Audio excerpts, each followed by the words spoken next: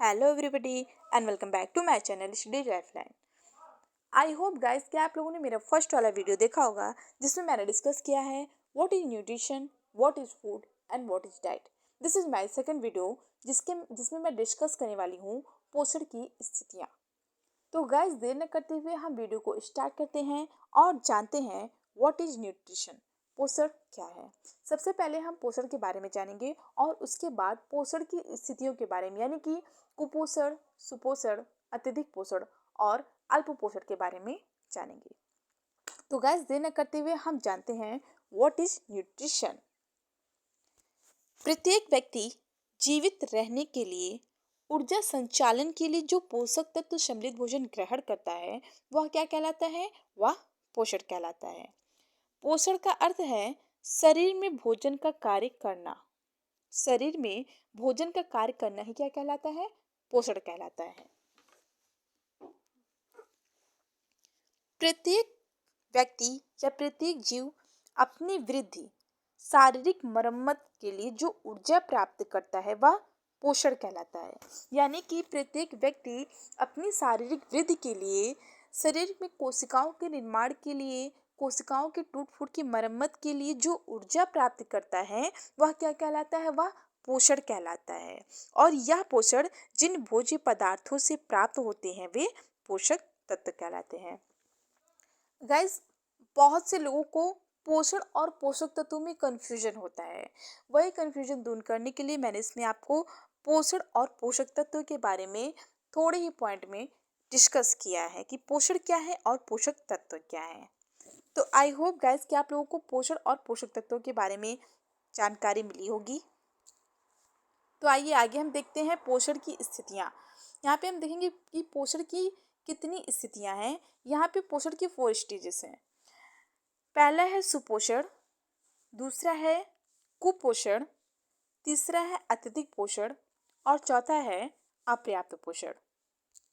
तो सबसे पहले हम जानेंगे सुपोषण के बारे में जिसको हम कहते हैं गुड न्यूट्रिशन। सुपोषण, इसको हम उत्तम पोषण भी कहते हैं। उत्तम पोषण से तात्पर्य पोषण की उस स्थिति से है जिससे व्यक्ति शारीरिक तथा मानसिक रूप से स्वस्थ रहता है।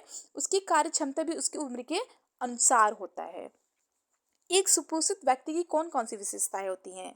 पहली विशेषता है शरीर का सुसंगठित एवं सुविकसित होना।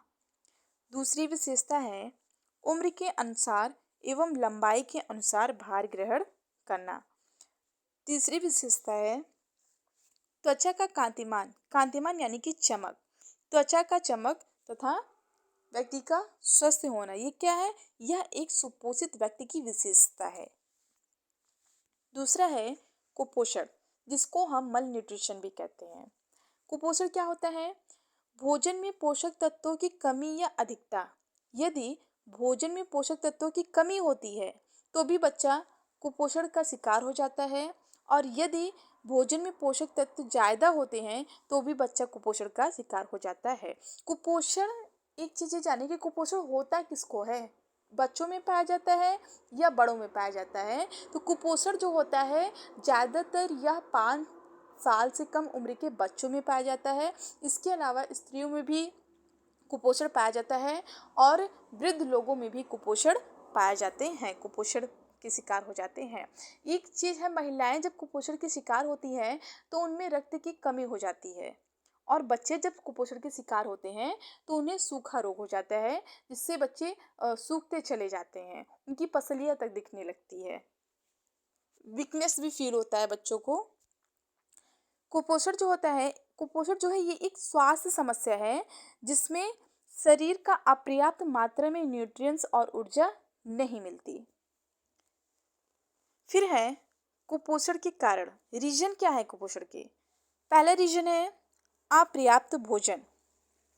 अपर्याप्त भोजन यानी कि यदि आवश्यकता के अनुसार, यानी कि जितने आवश्यकता हमें भोजन की होती है, अगर उतनी आवश्यकता में हमें पोषक तत्व समृद्ध भोजन नहीं मिलते हैं तो बच्चा या फिर वृद्ध जो होते हैं या फिर महिलाएं जो होती हैं कुपोषण के शिकार हो जाते हैं। इसके अलावा अनुचित भोजन, उचित और अनुचित ऑलरेडी आपको पता ही होगा।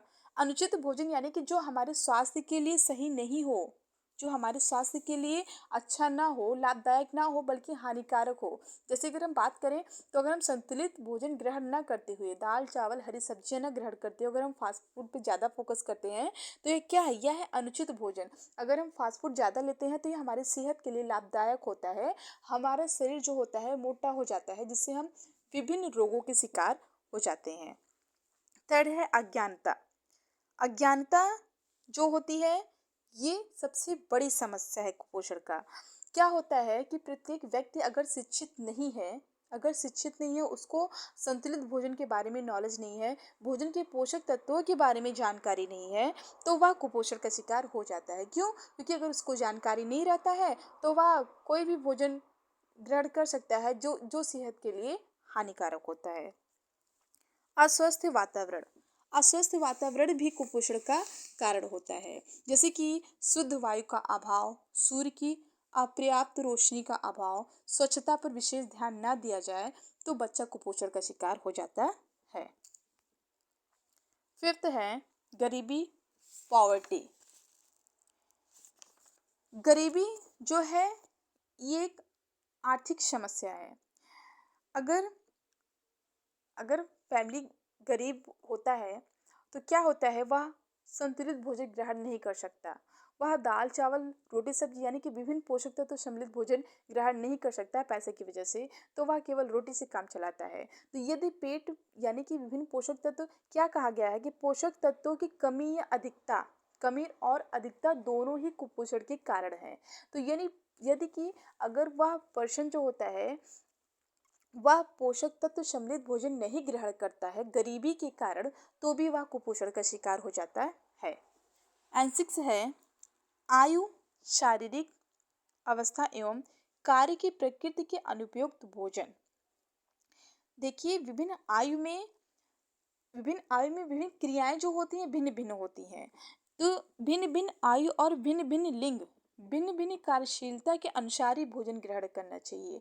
हर उम्र के यानी कि हर अवस्थाओं में विभिन्न पोषक तत्वों का जो डिमांड होता है वो अलग अलग होता है। तो उम्र के अनुसार ही भोजन को लेना चाहिए। अगर हम उम्र के अनुसार या फिर कार्य क्षमता के अनुसार, लिंग के अनुसार हम भोजन नहीं लेते हैं, तो हम कुपोषण के शिकार हो जाते हैं। एंड थर्ड है अत्यधिक पोषण, ओवर न्यूट्रिशन जिसको हम कहते हैं। यह भी एक प्रकार का कुपोषण होता है, जिसमें शरीर की आवश्यकता से अधिक भोजन ग्रहण कर लिया जाता है। जब हम आवश्यकता से अधिक भोजन को ग्रहण करते हैं तो हम मोटापे के शिकार हो जाते हैं। मोटापा कोई बीमारी नहीं होता है, लेकिन मोटापा जो होती है विभिन्न बीमारियों को लाने में लाभदायक होता है, सहायक होता है। एंड फोर्थ है अपर्याप्त पोषण अथवा अपोषण। अपर्याप्त पोषण अथवा अपोषण क्या होता है? वह पोषण जो शरीर की आयु आवश्यकता के अनुरूप ना हो, यानी कि उसमें किसी एक अथवा अधिक पोषक तत्वों की कमी पाई जाए तो वह अपोषण कहलाता है। जैसे कि अगर हम केवल अगर हम कार्बोहाइड्रेट लेते हैं, वसा लेते हैं, विटामिन्स लेते हैं, परंतु हम प्रोटीन का सेवन नहीं करते हैं, तो भी हम कुपोषण के शिकार हो जाते